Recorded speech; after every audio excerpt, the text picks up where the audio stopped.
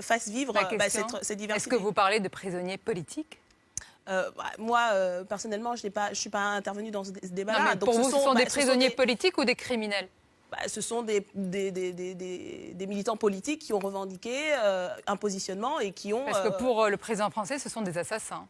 Écoutez, je pense qu'à l'heure de la commémoration de l'assassinat du préfet Irignac, il y a eu un meurtre, il y a eu un assassinat. Et donc, ils ne sont pas en prison pour leurs idées, ils sont en prison pour leurs crimes ou leurs assassinats. Nous ne défendons pas ce mode d'action, ce qui est sûr. Voilà, nous sommes, et c'est pour ça que nous saluons le fait qu'il y a un processus démocratique et que ça se passe de manière politique par le dialogue. Et c'est justement pour ça qu'il faut entendre ces revendications. Je me permets d'insister, ce sont quand même des criminels.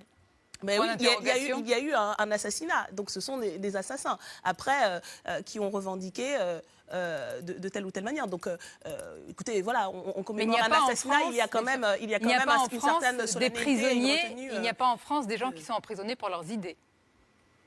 Écoutez, je pense qu'il faudrait... il faudra en discuter.